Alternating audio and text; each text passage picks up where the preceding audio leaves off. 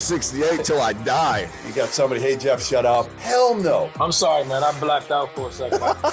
This is Alabama coach Nate Oates. When we're not playing, I watch Field of 68's the After Dark show. This is Coach Bruce Pearl. I love the Field of 68 After Dark show. This is Duke head coach John Shire. Check out Field of 68 After Dark. This is Xavier head coach Sean Miller. I highly encourage you to take a look at After Dark. Now listen to you guys every morning when I'm getting ready. This is Field of 68 After Dark. These are the nights you live for in the college basketball marathon. My goodness, folks, do we have a show for you tonight on the Field of 68 After Dark. John Fanta, Chris Mack, LaVall Jordan with you on this Wednesday, February the 15th. We have a ton to get to over the next hour. Number one, Alabama goes down to Tennessee. Plus, a wild one, a one-point game between Marquette and Xavier. The Golden Eagles go to 13-3 in the Big East. We'll welcome in their head coach, Shaka Smart. But we begin tonight with a game that literally just went final. Boo Buie with a game winner. The Northwestern Wildcats beat Indiana 64-62. Buie, who has stuck the course with Northwestern basketball, comes up as the hero, and the Cats are in second place by themselves in the Big Ten. Chris Mack, your instant reaction to a wild one in Evanston. Wild one, John. The tale of two halves. It obviously just disappointing for Indiana, after their second half comeback, their charge, to be able to tie it up there right at the end, and Northwestern gets the last shot with Boo Buie. I mean, I thought their prescription in the first half for Trace Jackson Davis, doubling him immediately. It wasn't as if he was having a bad game. He couldn't get a shot off. And they sort of found their groove in the second half. We talked off air, John, some of the passes that he made, obviously the threes and the jump shots that Indiana hit to begin the second half and just sort of stormed back to within 8 or 10, sort of lended you the idea that it was going to be a game. But give Northwestern credit. So many times when a team just comes roaring back, you can't find the confidence to finish the job, and they certainly did, man. That game was wild. What a week for Northwestern, huh? Huge. What's impressive, Chris, is what you just said, their response. Like, when Northwestern, obviously this is their fourth win over a ranked opponent, which is a program record. Yep. And for them to respond like they've been there before tonight, I mean, you've had really good teams and really big leads, and teams come charging back. You have to have some resolve. Your players got to have some confidence to respond the way they did to hold off the run and finish the job. So I give credit to Indiana for getting back in the game, but I mean, Northwestern, they believe they're supposed to win these games now. It's a hard place to play all of a sudden. I mean, you go back to Saturday's or Sunday's game against Purdue, and, Purdue, I felt like really had that game in the bag the entire way until the last 4 minutes. And then tonight, the script is completely flipped, I just think that, Indiana was on the ropes the entire first half. It looked like it wasn't even going to be a game.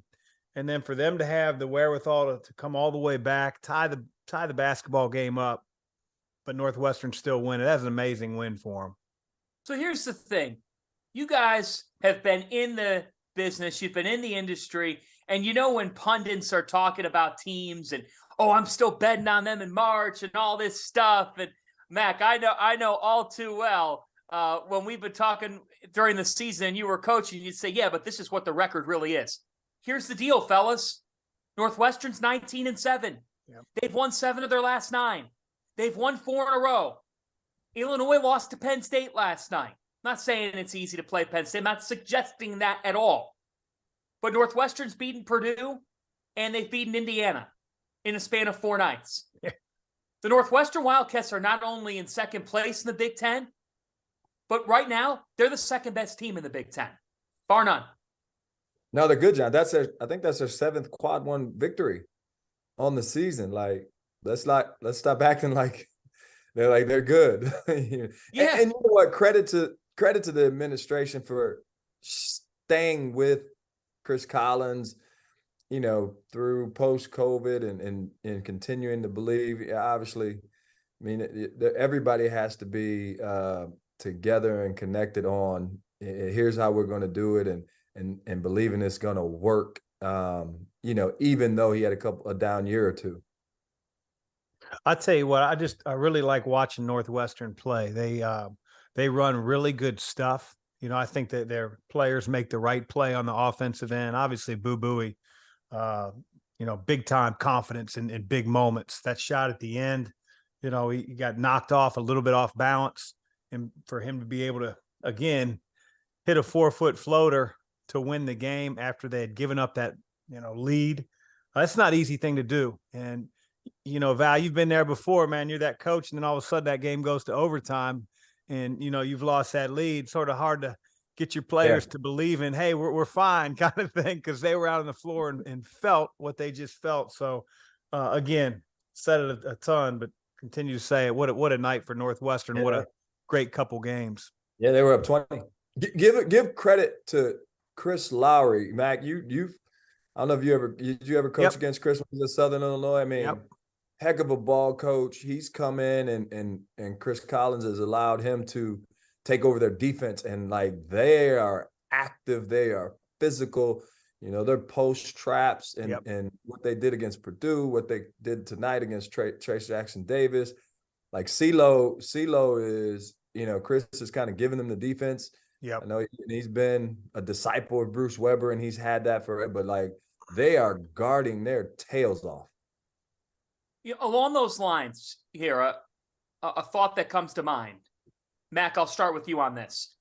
How do you, as a head coach, stay true to who you are while also recognizing things that maybe you could be better at and surrounding yourself with people that could enhance those areas? Yeah, I mean, I think that one of the best pieces of advice that I got when I first became a head coach was from a mentor of mine when I was an assistant coach at Wake Forest, and he's very, very involved in the program. He said, he's a CEO, and the best CEOs, he said, aren't the smartest people in the room. They don't try to be. They try to surround themselves with, people that complement them, people that are stronger in certain areas.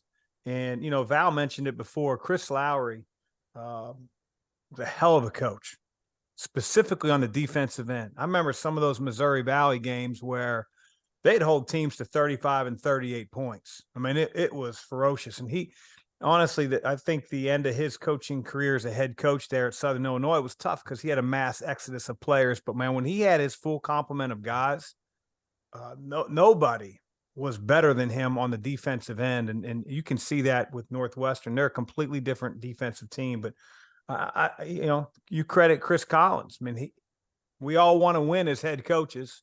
And I don't really care who gets the credit, just as you always preach to your team, why shouldn't that be part of your staff? And so great win for them. Let's turn to the top story in college basketball tonight. Number one goes down. Alabama entered the evening at 12-0 in the SEC. 12-0 start to conference play for the first time since 1955-56 for the Crimson Tide.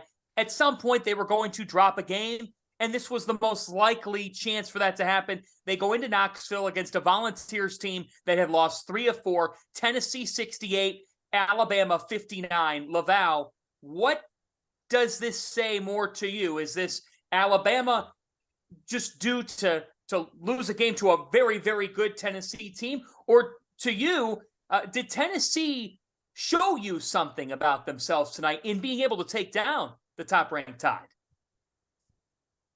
Yeah, John, I think, this time of year is late February, March. You kind of know, and I don't know if Chris will agree with me, you kind of know who you are, who your team is, right? Unless you've had injuries, Arkansas, for instance, Nick Smith trying to get back in the lineup, but Alabama's been pretty much consistent with their roster, their rotations.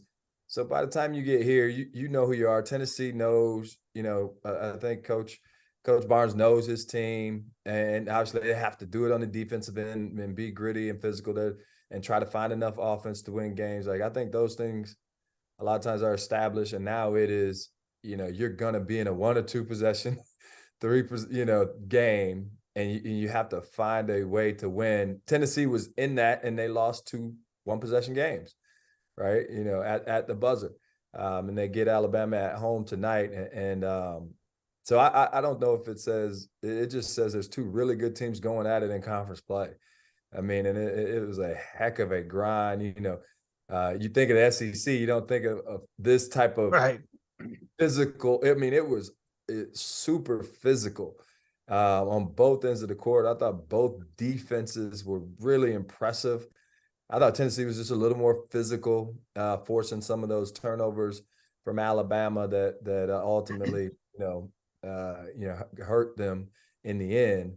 For them, because their offense is a strength of theirs. I mean, they're an elite offensive team, but it was a battle. I mean, I think it's just fun to watch when you get 2 really good teams going at it.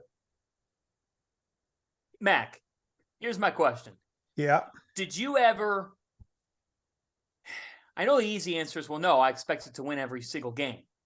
But like when that conference schedule came out in September, and you're looking at it, I mean, do you ever just look at something and say, Christ, we ain't going there and winning that particular game? Like, if we win, I'm playing with house money. I'm playing with house money. But like, I look at that place and in that spot, in that game, the league had to put us somewhere, had to put us there at some time. No, to be honest with you, John, no. I never would look at the schedule and say, hey, that's going to be one we can't get. I would look at the schedule and just try to see, how many times the league put us on the road in a row. What is our advantage or disadvantage in comparison with preparation time versus the other teams on our schedule. But, it's so fluid. The games come at you in a hurry when you get into conference that by the time you play teams a second time around, they know your play calls, their play calls. Like Val said, everybody knows each other's identity. But I also think that gives your team great confidence, whether it's you beat them the first time or maybe if you would have done 1 or 2 things different, you could have won. And so I never looked at it that way. I'll say this about the Alabama-Tennessee game. Yeah. As crazy as it sounds, and I might be way off on this, probably am. I gained a lot more confidence in Alabama as a team. Like, you're not playing the SEC tournament in Thompson Bowling Arena. You're not playing the NCAA tournament on somebody's home floor. And they've got all those freshmen. They had 19 turnovers. They couldn't score. Tennessee can guard anybody at any time. They're an hellacious defensive team.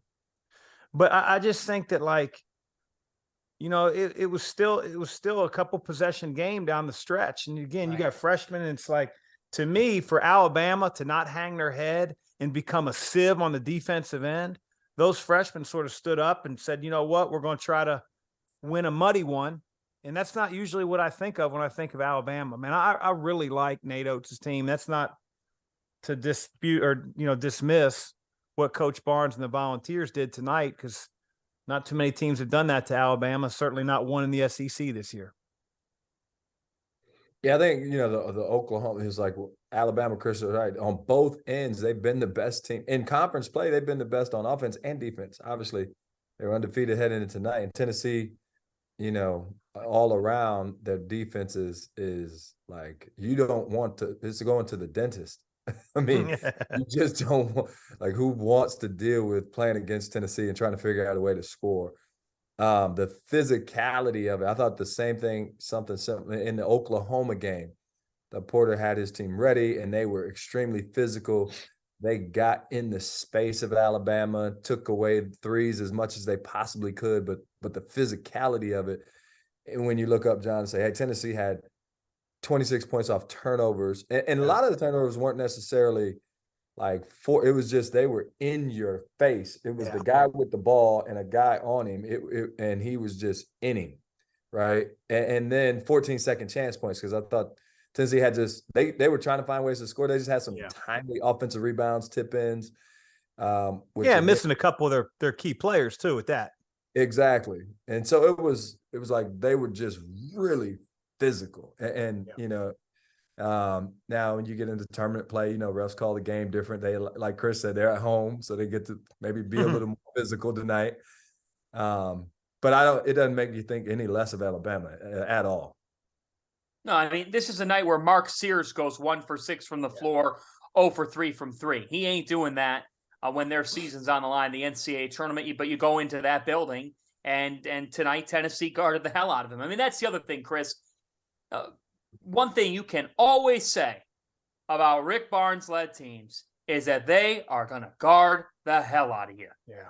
Yeah. I mean, Val said it as well as it could be said. I mean, they pressured so hard that it was sort of difficult for Alabama to even run offense, and then that ball gets squirted away and it becomes points going the other way. So, Tennessee's as physical of a defensive team as there is. And, it's hard to score against them. It just is. And Alabama found that out tonight. Zakai Ziegler goes for 15 points, 8 assists in this one. Santiago Vescovi goes for 15, 8 rebounds as well. I think of the Volunteers because, LaVall, they had lost 3 of their last 4, and they lost twice, not once, but twice at the buzzer last week to Missouri and Vanderbilt. And so immediately the thought is, okay, well, man, couple of heartbreaks. How's this team going to figure it out? Like, LaVall, when you've lost a couple of games, the bounce back spot being against the number 1 team in the country, easier said than done. And tonight, they dictated the way the game was played.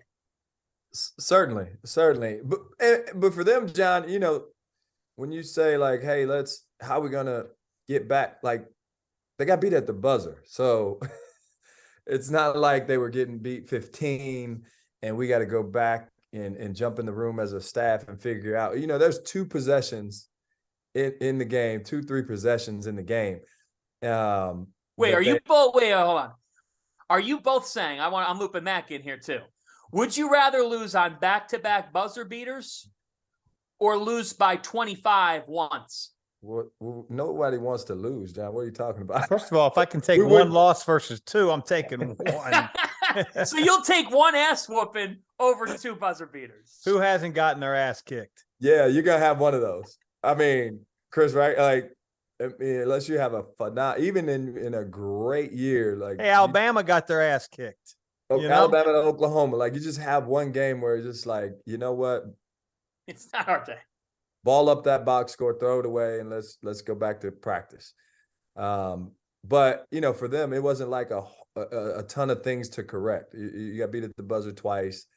Offensive possession here or there.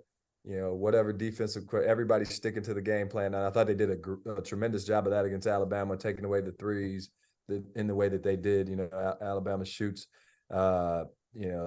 They may not end up making 9 threes. Tennessee played some zone just to change it up to try to disrupt that offense. But that, it was more just getting their identity. I thought the offensive rebounds were key. It's like, hey, we're going to have to crash the glass hard.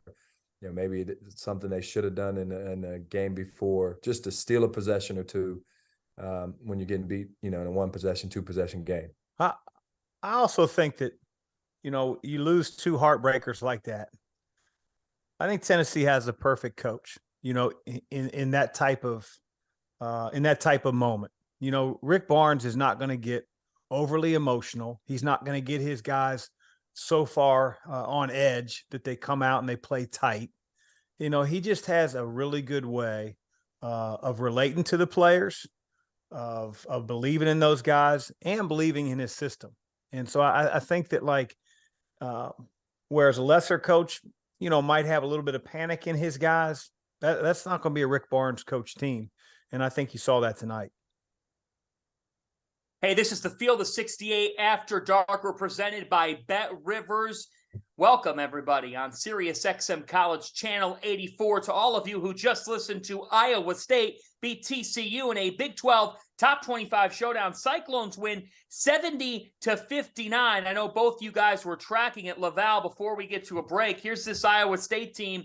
They win this game by 11 in commanding fashion. And you think about what they were able to do tonight. Sometimes you don't know where offense is going to come from with this Iowa State team. Tonight it was Aljaz Kunk, the senior from Slovenia, who comes up with a big game, 22 points. He knocked down 5 threes. And we know Jaron Holmes has had a great year for them. He had 16 points. The Cyclones, they get on track and they beat TCU by 11. A reaction to what happened in Ames. That was interesting, John, because it was kind of out of body for Iowa State. They put points on the board tonight, right? Yeah. I mean, their defense looked. I mean, they forced 14 turnovers. Like, their defense is what's carried them up to this point. TJ's done a phenomenal job. Their post trap, their aggression, the no middle. Yeah, the way that they keep you on the side of the floor, and it's hard to run offense against them. But tonight, they got some things going offensively against TCU, who plays aggressive, plays fast. And so I thought, and this is crazy. I think they said this during the broadcast, right? Every team in the Big 12 at some point, Chris, has lost 3 in a row, including Kansas, except for Iowa State and Texas. And so it's like, when you get in the league play, man, like, you have to be able to recover and respond. You're going to take some hits. And I think that you're certainly right on the mark when you talk about Iowa State's defense. You know, what TJ has done with that squad, because I'm not a big believer that they have a ton of talent. And, you know, they're playing tonight a team that's reeling a little bit because Mike Miles isn't playing. You know, they've lost 4 in a row now. Again, sort of indicative of the Big 12. The Big 12 is so hard. And when you lose, you know, your best player and the guy that's really put your program on the map the last few years, man, that's hard. And you're going in probably the hardest place to play in the Big 12. But I give Iowa State all the credit in the world. I feel like they got a tremendous defensive system. They play to it. I worry about those guys long term because I just don't think they can score. We'll talk more about the Big 12 coming up on the show tonight. And we've got the latest chapter in what has been a wild few months for one Chris Beard. We'll talk about that as well. But up next, we get into the Big East. A heavyweight showdown in Milwaukee tonight between Xavier and Marquette. The Golden Eagles took it in dramatic fashion. We'll welcome in Shaka Smart and talk about Marquette's rise as a program. All that and more ahead on the Field of 68 After Dark, Sirius XM. Clear. All right, let's welcome in producer Dagan Hughes. Dagan, good evening. Hello, gentlemen. How are we doing tonight? Good. All right, let's see. Brady dropped 3 questions in the chat, but 2 of them we're already going to talk about. He wants to know about Marquette. We're going to talk about them next. He wants to know about Kentucky. We're also going to talk about them here coming up. One team we aren't going to get to tonight. Are you concerned with how Virginia played against Louisville tonight? I'm not concerned about that. No.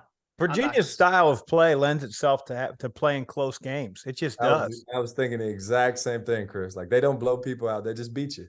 I mean, you know, I thought Louisville played their asses off tonight, but at the same time, you know, Virginia's not going to beat anybody 85-40. They don't play that way, and so you know, they can squeeze the life out of you, and you can lose 60-35, but they're not going to put a lot of points on the board. So I wasn't very surprised.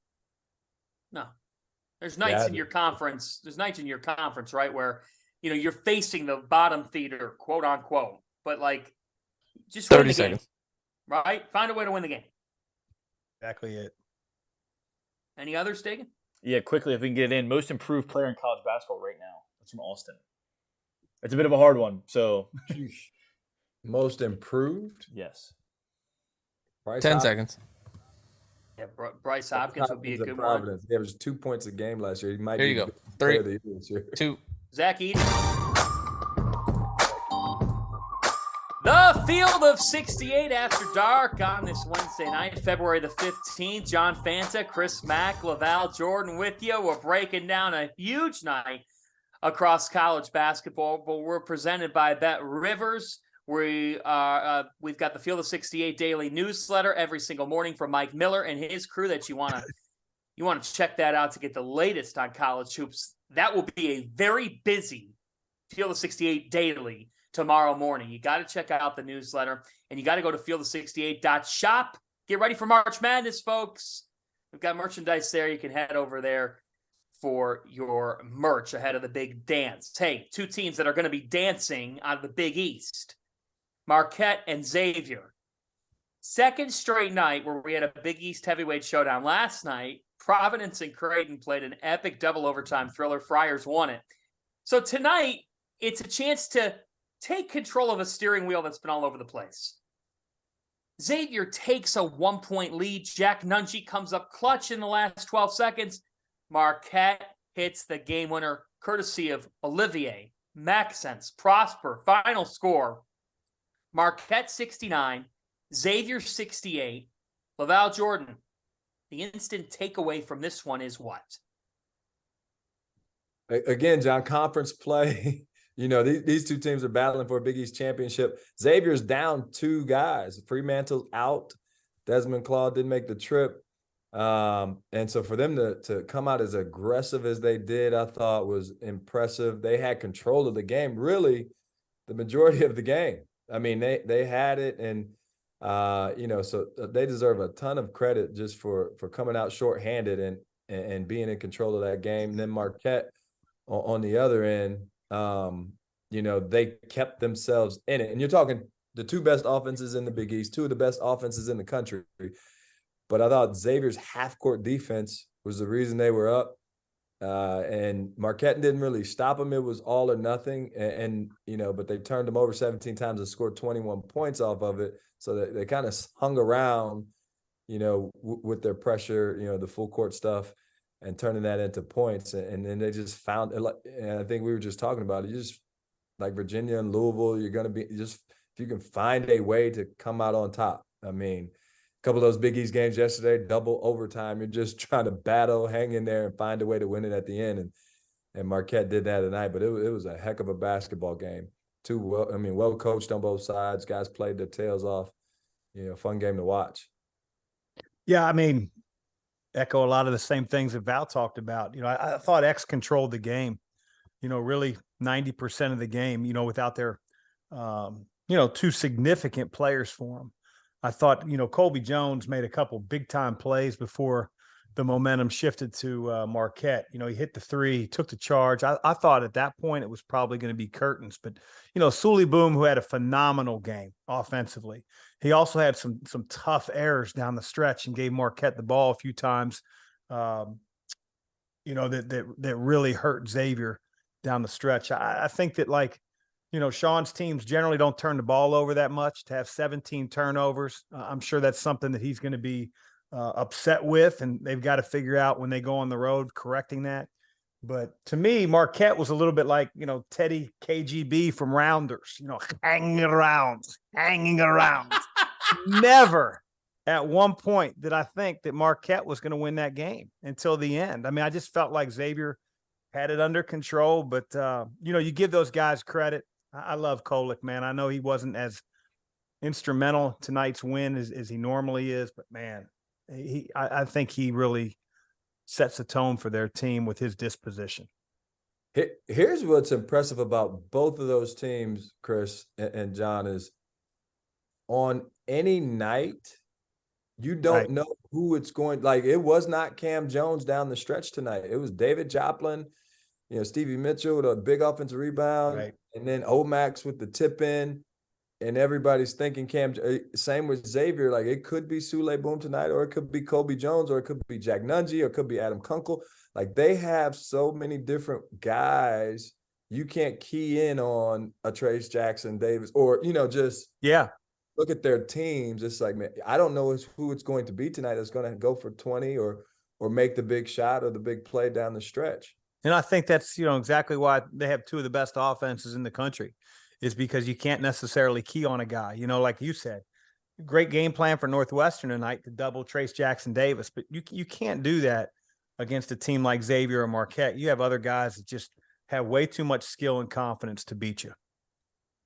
Well, we were able to get the Golden Eagles head coach from the locker room after this big win for Marquette. They're 13-3, and they now have a game and a half lead in the Big East standings, 21-6. On the year. Just an incredible ride. How has it happened for Shaka Smart in year 2 in Milwaukee? You will be intrigued to hear exactly what the ingredients to the formula have been. Here's that conversation.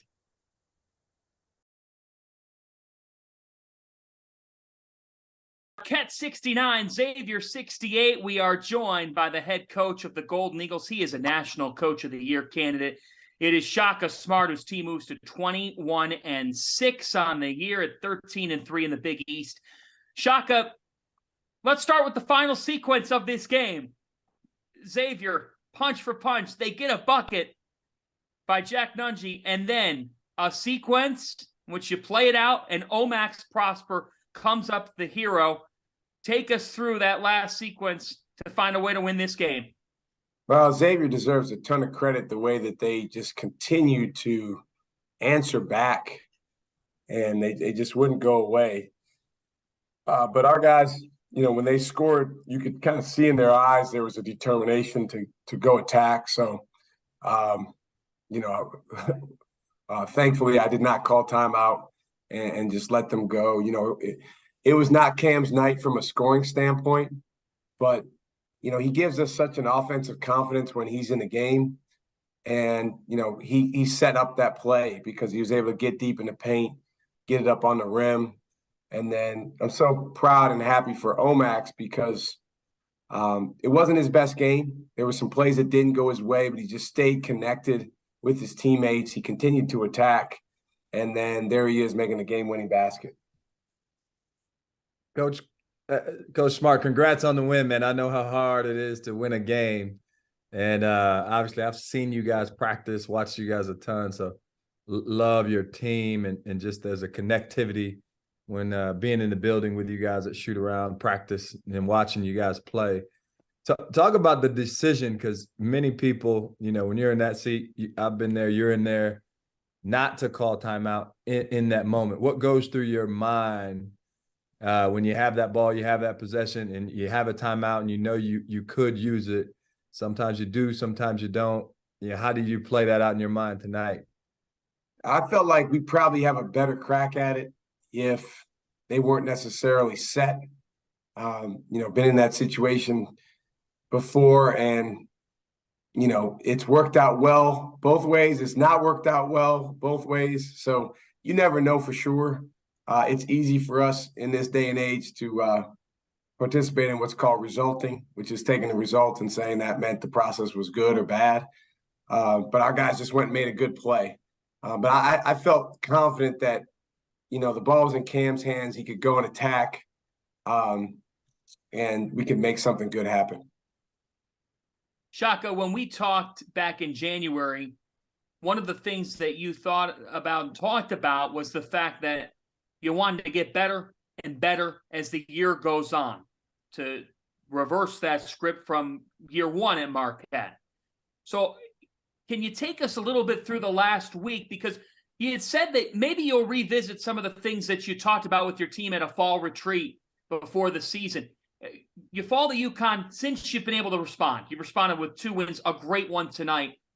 Have you revisited any of those points with your team about this home stretch? We revisit it every day, John. I mean, we talk about that stuff every day. And, by the way, I thought our guys really got better over the course of last year. We were not playing our best basketball, I would say, in late February and during the month of March. And, it's a grind when you get in this league, and there's probably some fatigue that sets in at times. And, there's a lot of things that can get in the way. You just got to stay connected. I think the biggest thing we've talked about from day one with this team, and you mentioned our retreat, is relationships and pouring into each other and staying connected regardless of circumstances. And this group has done a great job of that. They've supported each other. They've been positive dominoes for each other. And a game like tonight, we did not have a good shooting game. We had some defensive mishaps that Xavier did a great job taking advantage of. We were down for the majority of the game, but our connectivity and our guys' belief in each other won us the game. For the time with that win, Marquette 13-3 in the Big East. They're in first place because now you've got Xavier, Providence, and Creighton all bunched together at 11-4. We'll talk more about that, go around the country and break down the latest storylines A lot more to come here on the Field of 68 After Dark, Sirius XM Channel 84. You clear? All right, Dagan, what do we got? We actually have an ad read from Rob, so congratulations, everybody. Here's what you get to watch for the next minute, 40 seconds. Let me tell you guys about our sponsor for today's episode, Athletic Greens. I started taking AG1 a few weeks back. When we get in the middle of college hoop season, it can be hard for me to eat and drink as healthy as I probably should be, especially in late February and March when the schedule gets really busy. But I found that I've felt better as I've made AG1 a part of my daily routine. I take AG1 in the afternoons after the coffee is worn off and once the itis post-lunch is kind of set in. And what I found, my energy levels are up. It's improved my digestion. And as a result, I'm not only more efficient and productive in the most important time of the year for me and for the Field of 68, but I'm working out more consistently. I just feel better. AG1 is so much more than just a greens powder. It's comprehensive health and the power of habit in one. Covering my nutritional basis for the day literally could not be easier, which is why I trust Athletic Greens. I just mix one small scoop of the AG1 formula with water, and I drink it every single afternoon. Done, just like that. I also like that it only costs $3 a day. The price is right. If a comprehensive solution is what you need for your supplement routine, then Athletic Greens is the answer. They are giving you a free 1-year supply of vitamin D and 5 free travel packs with your first purchase. Free! Just go to athleticgreens.com/field68. That's athleticgreens.com/field68. The link is in the description below. Check it out. Support the Field of 68 and feel better about it. 3, 2, 1.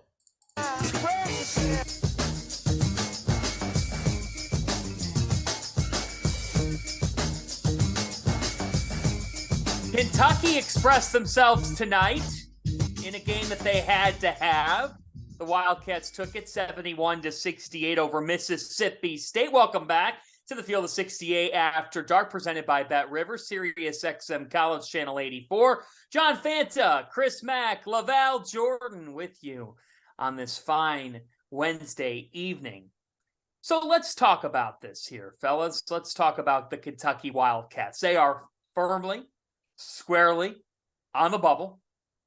But tonight they got their second quadrant one win of the season. They go to Mississippi State, who's been tough. Chris Jansen's done a nice job in year one. And Big Blue Nation wins 71-68 behind Oscar Tshiebwe's 18-11. All right. I'm just going to ask you point blank. 1, what'd you think about this game? 2, you still think Kentucky's going to make the NCAA tournament or not? I do. You want to take it first, Mack?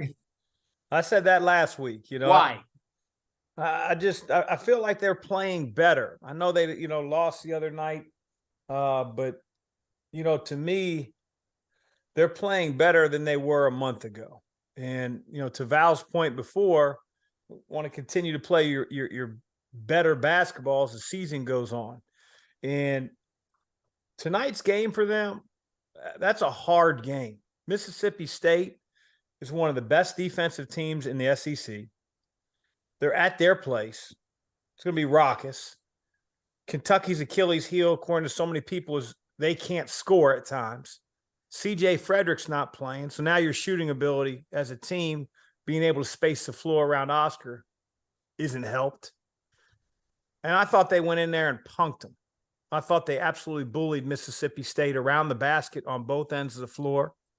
I thought that that's not easy to do. That's not easy to do and respond like that when everybody in the world continues to talk about you being on the bubble, not going to make the tournament. Players hear that noise, coaches hear that noise. To go in that environment and play the way they did, again, without a floor spacer for them, that was a big-time win for them, quad one win on the road.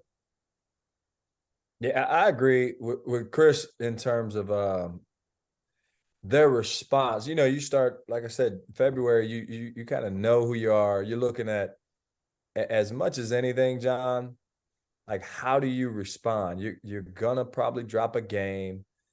Somebody may probably going to have an injury or a guy out.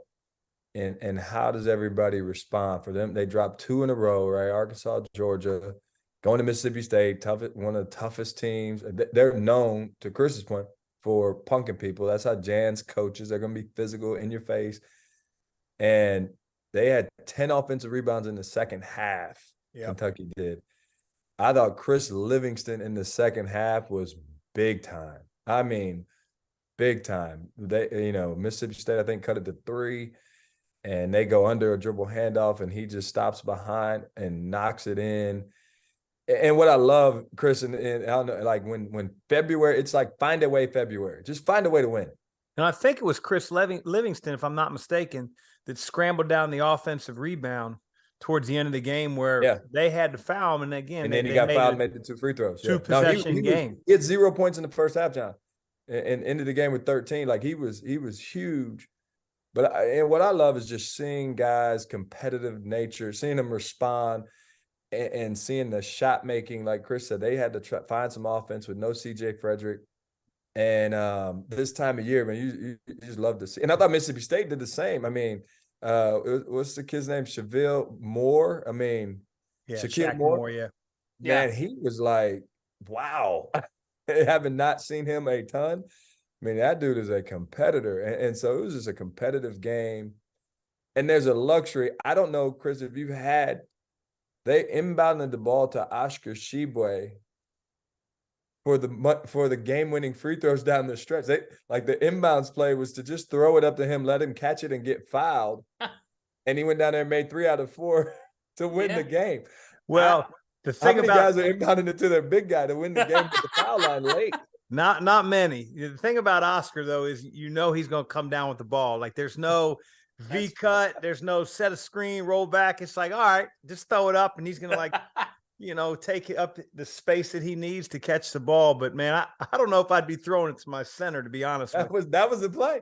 Hey, they had another one inbound when they had 2 seconds on the shot clock where, he's coming off a stagger screen shooting a 3. I wasn't so sure about that one either. But I agree, Chris. They're playing better. They got opportunities. Like I think they'll find a way to win.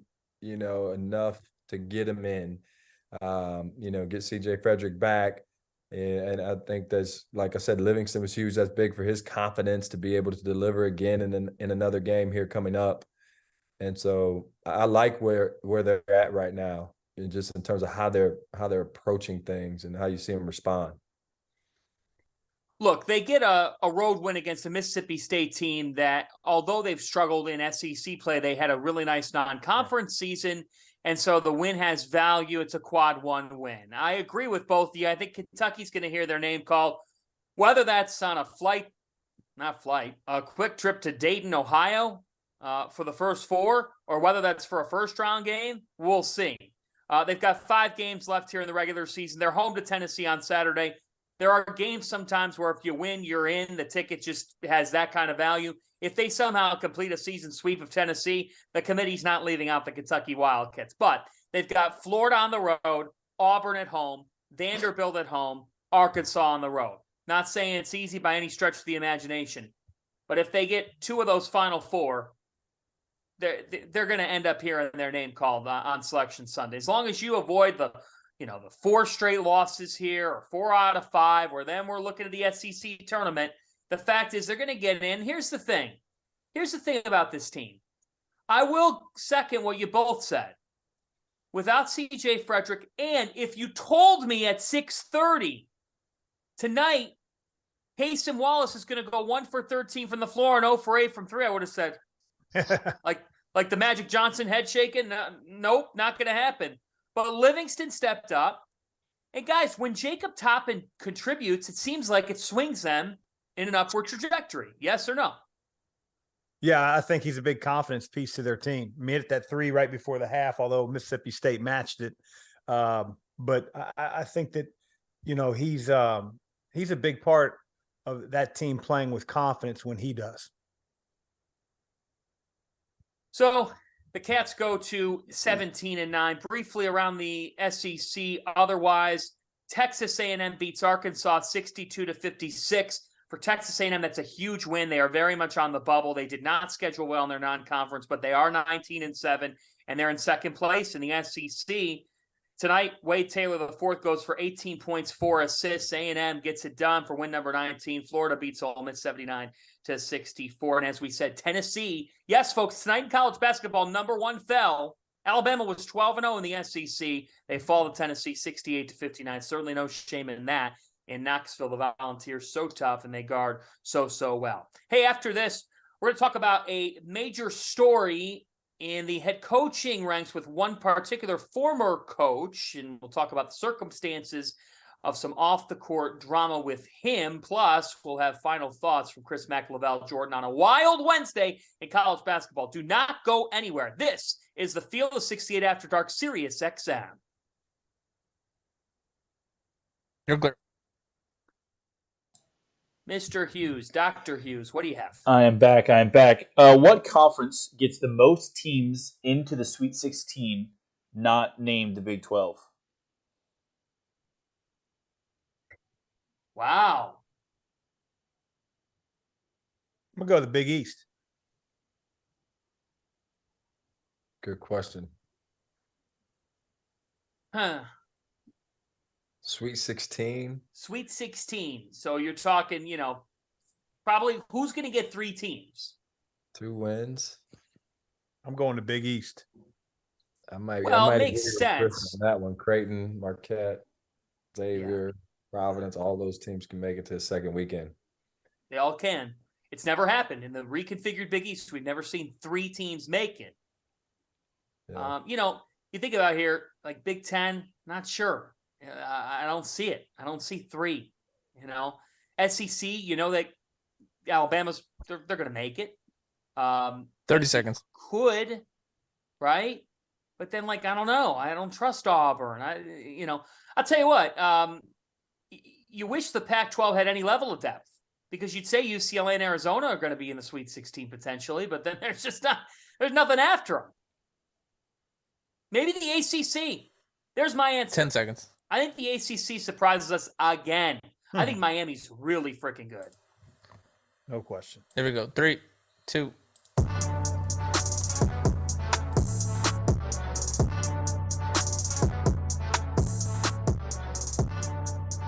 All right, it's the Field of 68 After Dark on a Wednesday night. John Fanta, LaVall Jordan, Chris Mack. We are presented by Bet Rivers. We're going to get to a breaking story today in the world of college basketball. Prosecutors in Texas said on Wednesday that they plan to dismiss a domestic violence case against Chris Beard, the former head coach of the University of Texas men's basketball team, after prosecutors reviewed evidence and also considered the wishes of his fiancée.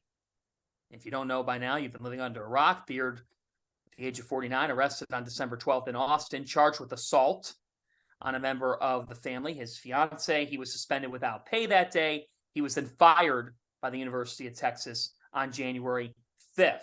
The Travis County District Attorney's Office said in a statement that after considering the wishes of Beard's fiancée, Randy True, who was involved in this altercation, prosecutors have determined that the felony offense cannot be proven beyond a reasonable doubt. So the office filed a motion to dismiss the case on Wednesday.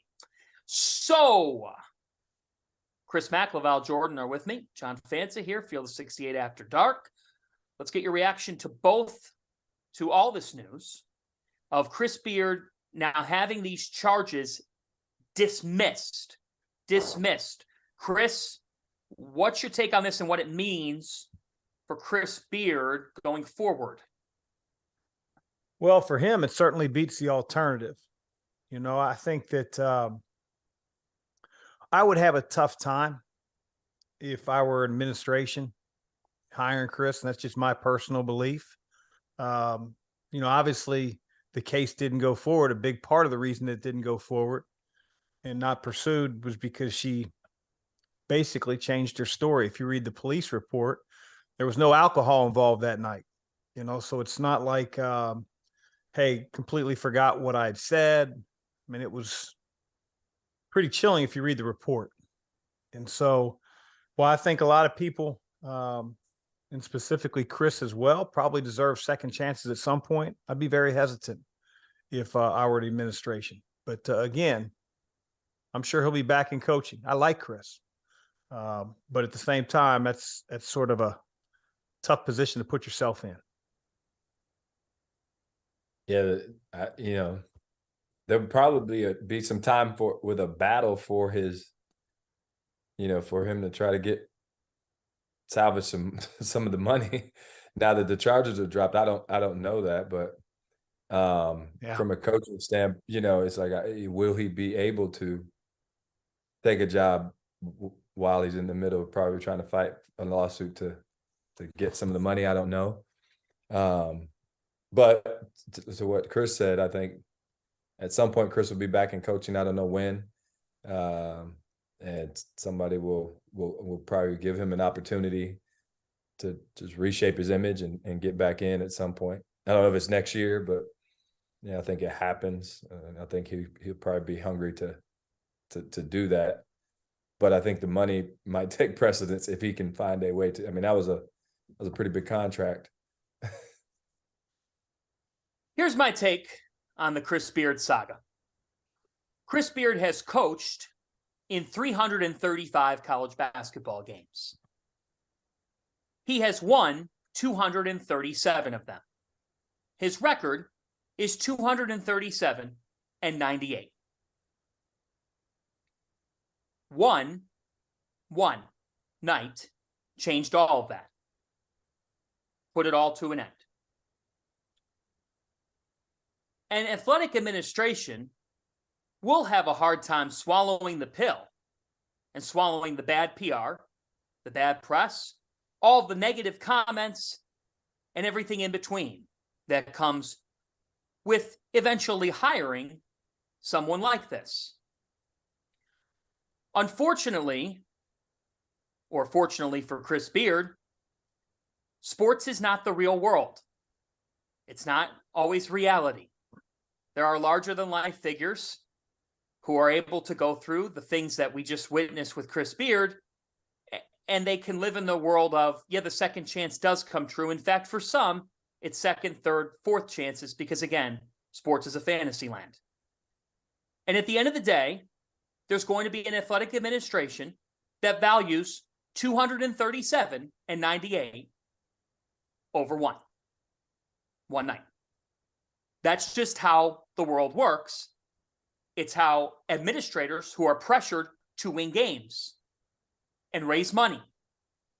Because at the end of the day, there are several suits at an athletic institution that are sick and tired of losing.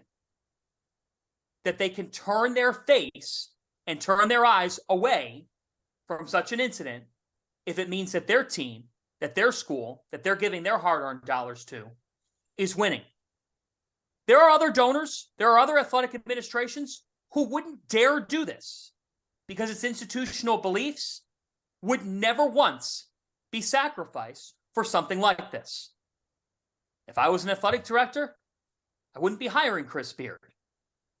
But I'm not an athletic director, and I also don't fully even understand the nature of the job. But I know this.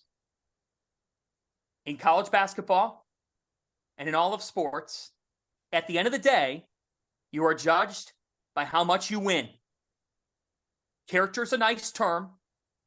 Dignity's a nice term. All that stuff is great and grand. It doesn't mean anything if you don't know how to win games. And in a sport of this high profile, and in a world where he now is going to get that second chance because legally it has occurred, Chris Beard will get another shot. It's not one that I would give, but it's one that he will get.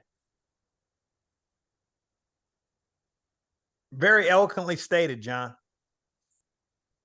Thank you, Coach. Very true. Thank you. We have a couple of minutes. Final thoughts here on the night that's been. We've hit on a bunch of things. LaVall, you had some thoughts on one, Marquette beating Xavier. Wasn't that such a revealing conversation with Shaka Smart about how he's done it? Explain to the listeners, because they only got a segment of our conversation, how has Marquette's amazing season become reality? Yeah, and Chris can attest to this. Like, the thing that Shaka's done, when you look across the rest of college basketball, and even Xavier, for instance, and Shaka talked about this, is he's done it with guys in his program and just development, which now in this transfer portal era, in this NIL era, you look at, Oso Ighodaro, his development. I mean, he is so much improved. You look at Cam Jones, who averaged 6 points a game last year, and now he's a potential first-team All-Big East player. Omex Prosper, who transferred in from Clemson, who's played a year but wasn't a huge scorer. He's had a couple of 30-point games. David Joplin, who committed to Shaka at Texas. So he's taken the developmental approach and stuck with it with this group. And that's it's no knock. Who are we to sit here and say, here's how you should. And Shaka said this, if you can get a really good player, Xavier added Sule Boom. If you can add Sule Boom in the transfer portal to what they already had, but he hasn't done it with a team full of transfers. He lost Justin Lewis to the NBA, Daryl Marcel to the NBA. Those are big time pieces. Greg Elliott transfers. He's at Pitt, and Pitt's now, maybe the best team in the ACC. And he could have just filled in with some transfers, but he didn't. And credit to him and his staff for doing, just doing it that way, their way, and believing in their development and in their guys, versus, going out and looking for, a quick fix or supplement, transfer guy. And it's just, not that he would be against it, and Shaka said that, but it's just kind of, it's refreshing how they've done it. Yeah, I mean, that piece that was out there this morning, talking about Shaka trying to add a transfer at the end of last year, and they were looking hard. They had their eyes on about 3 or 4 different guys. I don't even know what position, but somebody that could help their program for the coming year.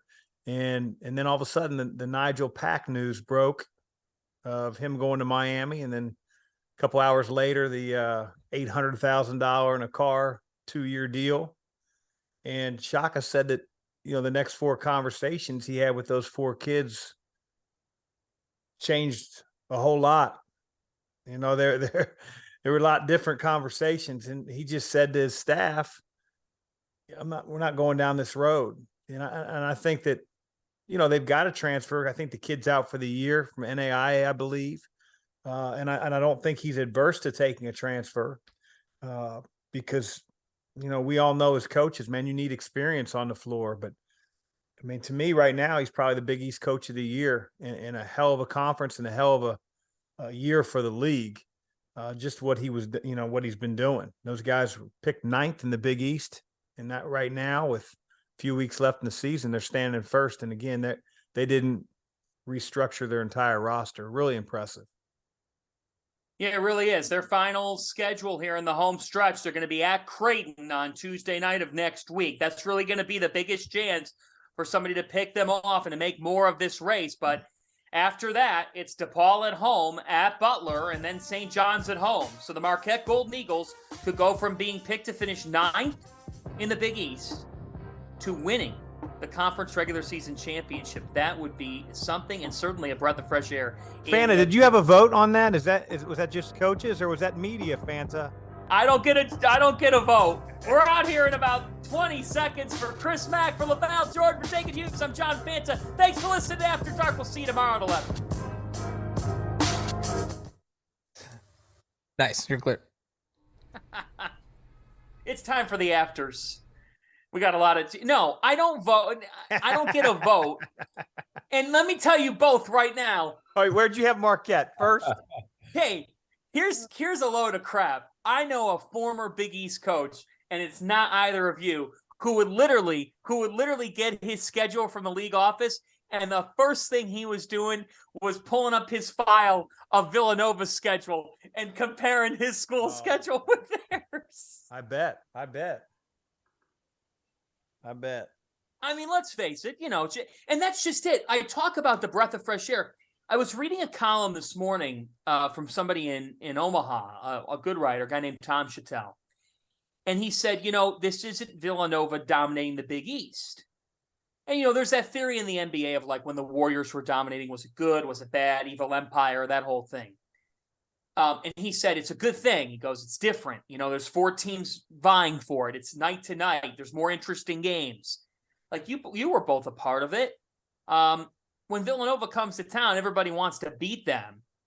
But like, I'll be honest with you guys, covering it season in, season out, like I was it got to a point where, and Chris, one year you guys won the regular season title, but like it was getting to a point where it's like, yeah, in late February, it's going to be Villanova. And in the Big East tournament, Villanova will probably be in the championship game. It's just kind of who's the bridesmaid. Tell me about it. Tell me about it, man. Hey, yeah, Chris, you wish you would have got this year's Villanova on the schedule once, right? Hey, I'm going to tell you, man, like I as much as you wanted to hate them and just like despise them, they were just they're too good, and they played so hard. They played the right way, like their walk-ons clapped harder than yours. It's just like there's something about those dudes, man, and I'm sure the rest of the league right now is feeling a lot more comfortable and a lot better about when Villanova comes to town. Not that it's an easy W by any stretch of the imagination, but it's a hell of a lot different. Yeah, we didn't win warm-ups, nor did we didn't win. We won a few of the games. We won a few. We won a few of them, but it was you got to measure where you were, right, Chris? It's like, all right, we know, where our holes are once you play them. I remember I love the race. It's fun. Just this year. It's like, man, I think Cooley still has a chance in it to see Creighton resurge. Kansas did that for all, it's like Kansas is right there again in the Big 12, and everybody thought they'd fall off. It's like, when you have that dominant team program for so many years, I don't cover it. It's a monster to go up against. Well, like you get that grief from your fans, like, they can't beat Villanova. And I remember sitting there thinking in the locker room after one of the games, it was like, okay, you got Jalen Brunson, pro. You got Ryan Arcidiacono, pro. You got Mikal Bridges, pro. You got, what was the kid that transferred from Fordham? Eric Paschal. Pro. No, they you had one sucked more against Villanova. You Yeah, could never beat them. I was like, damn, man, put out some CBA or, G League players against us for once. Hey, Chris, you'll love this. So we beat him. We beat him at home in Hinkle. We go to their place. We're at Villanova. We're up at halftime. Keelan Martin is bombing away. I remember that. And then Jay goes zone. He never goes zone. He goes zone. We can't make a shot. And Dante DiVincenzo goes for third. So we lose. There's another guy, pro. So now they got Brunson, Bridges, DiVincenzo, Spellman, Paschal. So we get into the Big East tournament. We beat Seton Hall. We're playing them in the second game. So they're gonna leave no doubt. They tip the ball. Jalen Brunson grabs it, fires it to Mikal Bridges. He bangs in a three on the left wing and looks at me across the bench like, yeah, coach. It's gonna be that kind of game. 3 seconds without the clock, and they had 3 points on the board, and it was like over. Yeah. And I'm like, uh-oh. Do you feel bad for Neptune? And I say that. Villanova. What are you talking about? Man, he was sitting on that bench too during that time. I don't feel bad for him. It's a tough, man. It's a hard act to follow. Name them that had to follow a Hall of Famer. Mike Davis, or who followed Dean Smith. Kevin Ollie followed Jim Calhoun and got it done. Like it's a hard thing to do. Yeah. So I give Kyle a lot of credit, and he hadn't had, obviously they're getting Justin Moore back, but no, I feel bad. No, he's the head coach of Villanova. Like he's a good coach. He'll figure it out. And look at what people should look at, Chris. Look at Fordham this year. Right. Yes. Like they're really good, and Kyle took over and got it going in that direction. Yep. Like people should pay attention to that. Yep. Right. And they hired from within. They promoted one of his assistants to the head coach, but like he established what they were going to be about, and it's moving in that direction. Like people need Villanova knows. I mean, that administration, Jay, they didn't hire Kyle Neptune without knowing him. I mean, he was involved intricately in everything they did for the last 2 national championships and beyond. So they know who they're getting. Right now they're not maybe as healthy or as talented as they've been in the last few years, but he'll be fine. He may not be Jay Wright. Do you worry, Chris? Like momentum's such a big thing, especially in recruiting, right? Like, yeah, there's no doubt. I mean, I don't think Villanova is going to be that team that takes multiple transfers by any means. It's a tough academic school this offseason. Yeah, they're going to have to take. They're going to have to take a couple, but I don't see them. I guess what I mean is I don't see them being like Pitt, where it's like 5 new starters are coming, from different universities. But I could be wrong. But that's just sort of how I view Villanova. I don't see that being the case next year for them. All right. Does Pete Gillen age, Mac? It's incredible. when I saw that picture today, like.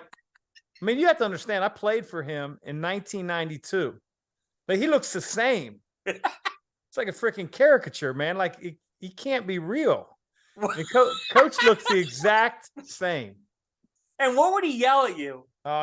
Coach didn't yell. Like, he had those, like, the same one-liners that he uses during games, the quick quips that you have to sort of be ready for. Like, you're going to miss it if you're not really paying attention to what he's saying. He said those same type of lines in practice, and so Coach hasn't changed one bit. His mannerisms, his looks. I feel like he's still coaching at Xavier in 1988. Yeah, I like that. Hey, Jacob asks, and then Dagan, I'll get to your questions. Jacob keeps asking. I'll take this one. He says, do you think that with the soft bubble that Seton Hall gets into the NCAA tournament with a win in Stores on Saturday? Be careful how both of you answer this now. You got 2 pirates on the show. Let me tell you something, Jacob. If they go into Stores and beat UConn on Saturday, they're going to get a ticket to the big dance because that would be a sweep over Connecticut. And that would be an incredible road win. But let me be very frank, that's going to be an uphill battle at Campbell Pavilion for a team that has a difficult – I think Shaheen has done a nice job they have overachieved in his first year. To have 16 wins, they really struggle to score the ball. And that becomes problematic for them against some of these top-tier teams in the Big East. Yeah, it's hard when you can't, if you struggle to score, it's tough. And that's what, like, as good as Connecticut is, like when they were struggling to find points, people were playing off Andre Jackson. That's when they went through the slump there. And you see Rutgers now. They're tremendous defensively, but struggling to find some points, and they're down one of their best defenders, that towards ACL. So they're gritty. Shot's got them playing hard, tough. They'll be in it, but it'll be a tough one. If they go in there and get it done, though, that'll be huge. Dagan, what else? Let's see. Brady wants to know which team is not getting enough attention nationally. That's a good one. I have one in mind. If somebody wants to steal national attention, I think it's Pitt, personally. Yeah. So somebody can steal that from me because I don't have a reason. I just think it's Pitt. You know what? Yeah. I would say Pitt, or I'd even say Miami. I know they won the game against Duke, like in dramatic fashion, just an ass kicking. But like to your point, they're terrific. Like they're really good, and they got multiple guys that can score. I really like their team, but same with Pitt. I think because the ACC in general isn't what people usually think of the ACC. Carolina, Duke, sort of like come to mind. Duke's not necessarily as good as they've been in the past. Obviously Coach K is not on the sideline. Carolina is certainly having a tough year in terms of, what people come to expect out of Carolina. Virginia's good, but I think those two teams aren't necessarily the two teams you think of when you think ACC. I actually am going to go to the Big Ten, and I think it's a team that's in action tomorrow night at Xfinity. They're going to host Purdue. I think it's Maryland. I really like the way that they're playing here over the last couple of weeks. Jameer Young is playing the best basketball of his career. They defend at a pretty high level, and they're 23rd in KenPom.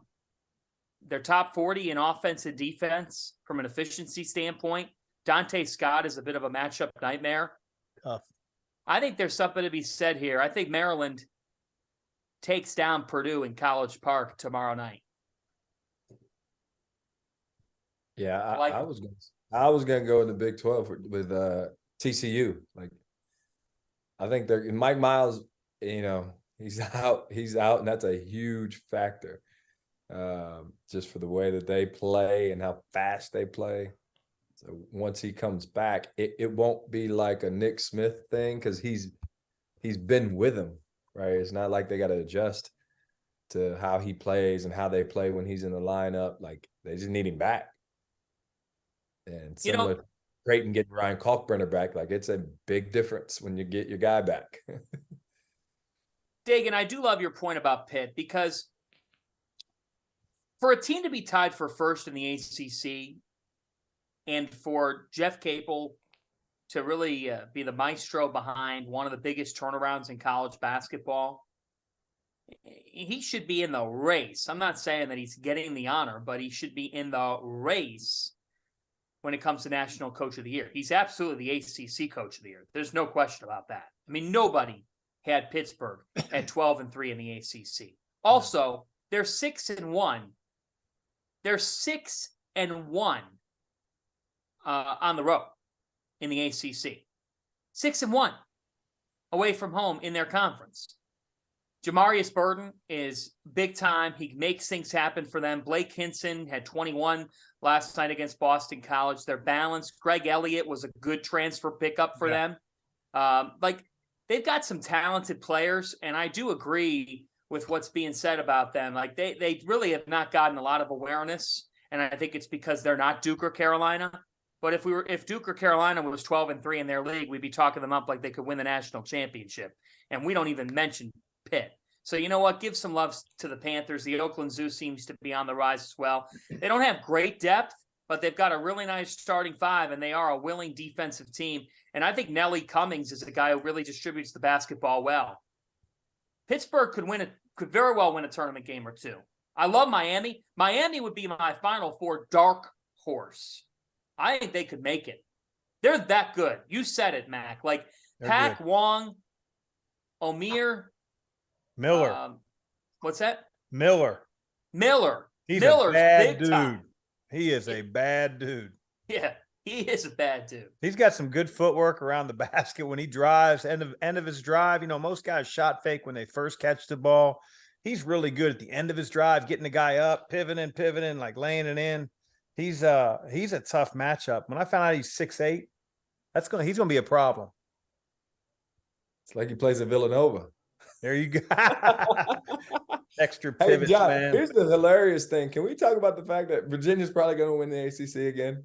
Yeah, they don't get any love. I mean, yeah, they're in the class too. Like they're in the class of, well, they're boring, so we just choose not to speak about them. We do here, but they don't. Is Tony Bennett like not one of the just. Maybe I'm wrong, but is he not one of the good guys in this sport? Well, I mean, they said that the question was like the most underrated. I don't feel like they're underrated. Maybe they're under talked about, but under talked about. Yeah, no, they're not on that doesn't answer the question. It's just funny because like everybody talks about what's wrong with Duke, what's wrong with Carolina. Virginia, even when Duke and Carolina were good, best record, yeah, no question. They were beating them anyway. It's true. Yeah, it's true. So yeah, give Pitt and give Virginia some love. I got to tell you, I don't think the ACC is as bad as people think. I think that league could still have multiple teams make the second weekend. But like along the lines of under discussed, like guys, Houston's 23-2, and they're probably going to be the number one team in the country on Monday because you know how these AP voters work. They see Alabama lose a game, and Houston probably won't lose this week in the American. I will be very interested to see how the talking points. This is so funny, is it not? Houston could have 5 Big 12 losses at this time next year, right? Because the Big 12 is the Big 12. I bet you we'll talk more about Houston next year when they're in the Big 12 than we do now when they're going to be the number 1 team in the country. It's just hard, man, because you're assuming they're winning every game by 25 or 30 points. When they play, when they play a Tulane and they win by 12 or they win by 8, oh wow, they had a scare. They got veteran guards. I mean, they're so, Kelvin's teams are so tough and nasty. It's just hard, man. They're just going to run roughshod over that league like they have. Yeah, and there's a lot of, John, like from a talking stand. I mean, you talk about these games, right? You got Marquette or Xavier at Marquette for the conference championship on the line. Like, you kind of know who's going to win the league. Everybody know. Even with Gonzaga, you look up now, it's like, man, St. Mary's, they've always been good. They've always been right there. At least you knew that game everybody paid attention to because you're not getting good odds on your FanDuel futures if you go to Houston winning the American Conference. You know what I'm saying? It's going to be minus 400 for you right there. That might be a bargain. Yeah, it might be. Is San Diego State? Are people talking about San Diego State enough? Have you people don't stay up late enough to watch the Mountain West play? Really good. They're really good. They're really good. Yeah. Man, you guys really took that question and ran with it. Let me tell you. You guys question, gave me about 10 teams. I like that. I appreciate that. No, it is. It's a great question. I mean, it is. I will say this. Like, I've been looking around at like 6, 7, 8, 9, 10 lines here, and I've got to pull up our Feeling the 68 Cruise. What do you want to know, Fan? What do you want to know? I know it by heart. What do you want to know? Well, Diggin, my point is, you guys can jump in here too. Like, Iowa, Arkansas, to a degree now, Rutgers, Michigan State. Like, some of these teams, it's like, I really do not know what I'm getting from day to day. I have no freaking clue on the like 7 to 10 in the country right now. It's like, just throw the ball up. I mean, Arkansas has been hovering around our 9-10 line. Arkansas was ranked in the top 10 at one point this season. But if they're seeded 9th or 10th, would you want to be the 1 seed or the 2 seed that has to face them then? Like, I don't. But you don't know what you're getting from night to night from a lot of these teams. Here's one, Fanta, I think you'll enjoy on our current Feeling the 68. Providence right now is a 9 seed. In our latest ranking. I mean, come on. I'm going to question our Feeling the 68 crew on that. That's not a 9 seed. Did you watch them last night? Well, this was on Monday, so before last night's game. But so they're probably up to an 8 They're now. Probably up to an 8, maybe a 7 after last night's game, yes. Congratulations. You're a 1 seed. You get to play Ed Cooley in the second round. And you know what he'll do? He'll step to the podium. And he'll look around and go, I know all of you don't give us a damn shot, but I'm the head coach at Providence College, and we are still standing. That's what he'll do. 100%. Oh, yeah. I'm gonna segue into our next. Pretty good job. I'm gonna segue us into our next question here with teams. Not many people are talking about. Next one. Again, we didn't get to talk about tonight. Texas A&M takes down Arkansas. Texas A&M now 11-2 in the SEC. Right now, they're sitting in our last 4 in. I'm Feeling the 68. Obviously, that came out on Monday, so that'll change on Friday probably. What are your guys' thoughts on the Aggies? I'm putting them in. I'm going to have 85 teams in the tournament, but I'm putting the Aggies in. Like, you say they're second in the SEC right now, right? Yep, 11-2. Whoa, the committee doesn't evaluate conference standing. That is true. They don't. I know they don't, but out of those 11, they've beaten some people. And I don't know, but Buzz's guys, they're never afraid. I thought they should have been in last year when they went like a buzzsaw through the SEC tournament until the end. And I think they're a better team this year. So if his team continues to like improve and get better as the year rolls on here, the last couple of weeks of the season, I think they'll be in. Yeah, they'll have their chance to play their way in. Like, yep. They got to go to Missouri, which Missouri's beat. Kentucky, Alabama. They beat teams at home. They got Tennessee, but their fan base isn't going to be as fired up facing Texas A&M as they are when they face Tennessee or Kentucky at home. No, but I'm saying for them to get like that's a tough win. Yeah, for sure. They got their chances to earn their way in. Like, yep. we won't. you'll know by the end of it. And then they got Alabama at the end of the year at home, for senior day. But so they'll be able to play their way in or not. Right now they got 4 quad 1 wins, and they've beaten some good teams. I saw them at DePaul when I called the game at DePaul, and I thought, really good, especially if they can find enough offense. But they play hard, and Buzz his teams are always going to do that. Yeah. But they've got great opportunities in front of them. You know how some teams, John, they just don't have enough on the schedule to kind of get themselves in there. Like they're right there. They control their own destiny right now. Right. Well, in our bracket projection Monday, in the last 4, and it was North Carolina, Wisconsin. Wisconsin, by the way, they got a win last night. They needed to get to that, and they did. Texas A&M and New Mexico. I guarantee you New Mexico won't be in our last 4 in on Friday because they got blown out by Wyoming last night, 70-56. Kentucky was in first 4 out.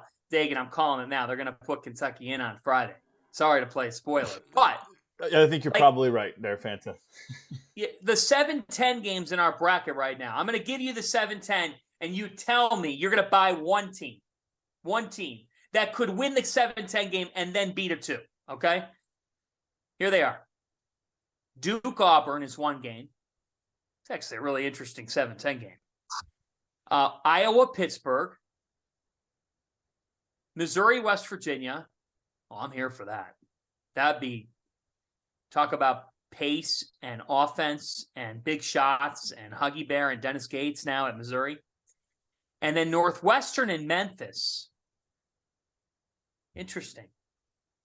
You're saying one of those. You just gonna give me one of those. I just gave you 8 teams. Like who you up on? 2, Missouri, West Virginia.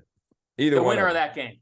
Because their style of play in a one-day prep is not what you just played against in the first game. Right? And you can't really, you're not going to be able to practice to get ready for it. I'm going to go with Pitt. I just think the way those guys are playing with a lot of confidence. Jeff always has his team playing like the mean kid on the block, just talking shit, being physical. I'm going to go with Coach Capel's Pitt Panthers. So I could see what LaVall means with Missouri and West Virginia. And if Kobe Brown and DeAndre Golston are there, Missouri's going to be tough prep. West Virginia's got Stevenson who can really get going for them and a backcourt that can be lethal. I'm going to go bold here. Rather bold prediction. But I do have a gut feeling. Remember how close they came last year? I have a gut feeling that Memphis could make the Sweet 16 this year. And it could be a surprise. But I do think that because of the league they're in, they also get harmed. Because they don't get as many national profile opportunities in their league. So when they were giving Gonzaga a game and we were all very surprised, maybe we shouldn't have been, but it was hard to know how good they really were. Right. Here's what I know about Memphis. I know that Kendrick Davis is an absolute stud. And you know that DeAndre Williams is 35 years old. So I'm raising my hand. I would not be surprised if the Tigers were in the 7-10 game as a 10 and then are down by 2 with 3 minutes to go against a 2. And everyone's like, what is going on? It's like, yeah, they have a killer guard who could be an All-American in his best day, and they defend. Yep. And Penny gets his kids to play hard. He does. Yeah, I agree. Any others, Dagan, before we head out? No, I'm going to let you guys do choice tonight, but Fanta, thank you for promoting Fielding the 68 every Monday, Friday, 5 p.m. right here on the YouTube channel. Yeah. Make sure you It's subscribe. good. It's really, folks, I have nothing to do with the show. I mean, we're on the outlet every night. However, I watch Fielding the 68 Mondays and Fridays at 5 Eastern time. I learn about the bracketology from these guys. They're really texted Dagan the other day. I'm like, Dagan, how many hours do you think our panelists spend Well, I can tell you how many hours it takes me to compile all their stuff, so I can only imagine how long it takes them to do it on their own to make a bracket. So it takes me at least 2-3 hours to put together, so I can only imagine how long it takes them. Every game, every day, they're updating. So, yeah, they're our hard at work. Our bracketologists have gotten more done by 9 a.m. than Goodman gets done all day in the duration of the entire day. Well, most people get that done by 9 a.m., though. Let's be honest. Come on. Also, one final thing before we do our toast of the night. Chat, please hit the like button for me. Let's get 100 likes. 250 hit people the watching. like button. Hit the like button for us. Super easy. Nothing too difficult. All right, you guys can do your toast, and we'll get toast of the night. LaVall, toast somebody out there.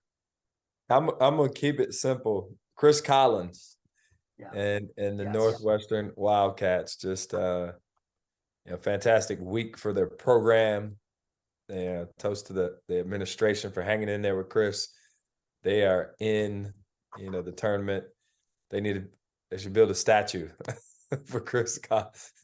Never been until Chris got there as the coach, and they're going to go for the second time this year. But to what Mack said earlier, just knowing himself, knowing what he needed, where they needed improved with his staff. So, kudos to those guys. Toast to the Northwestern Wildcats.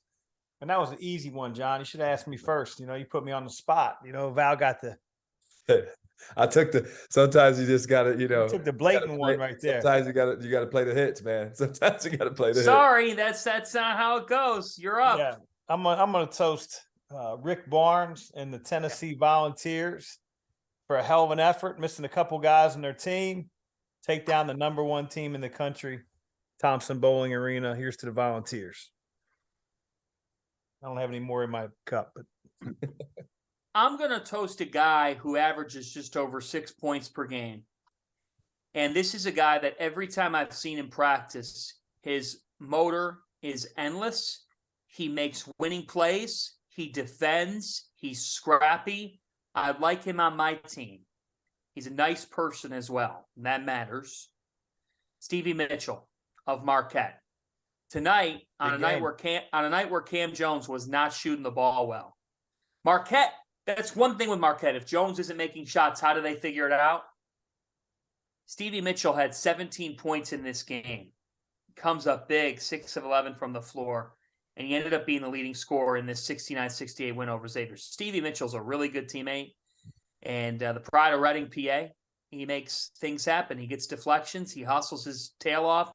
And you know what? Five-star forum to that crowd as well. Cheers to you, because you folks are enjoying something that you haven't enjoyed in a while, and that is a potential regular season conference champion. We might see a wild scene in Milwaukee, court storming type of stuff if they do clinch that regular season championship. That's something crazy in Shaka Smart's second year there in Milwaukee. It really is. He didn't think it was crazy. His players didn't think it was crazy. But let's face it, nobody in their mind thought Marquette Big East best at the start of the season, and plays like Mitchell have made it that for them thus far. All right? You guys going to bed now?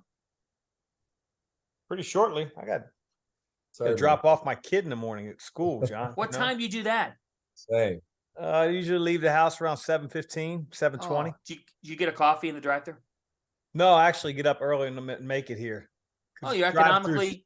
The drive-thru's way out of the way. It caused me to get up even earlier. What do you do in the morning? Same. 7 o'clock, heading to the drop-off. I'm making coffee at home, John. See, I'm in pre-kids mode here. Dagan, I will be a bear at 7 a.m. You have no idea. Yeah. I'm off limits until at least 10. Right. Dagan knows. Dagan, you know this about me too. You've worked long enough with me. No morning conversation. Yeah, absolutely not. All Seton Hall folk do not. You should have been here with me this morning. What's that? You should have been here with me this morning. I was at 5:30, a hot yoga before I had to come back and do the drop off. You could have tagged along. You're a machine. Are you coming to New York in a couple weeks? No, I'm not big time, but that's for the big timers. We'll talk. We'll catch up tomorrow. I'll catch up with you tomorrow. Coach Matt, what are you doing with your time, man? What's that? You're looking at it. Mack. You're looking at it. Are we off the air? We I don't think we are are. not off the air. We are very much on the air. Very much on the air. So long, everybody.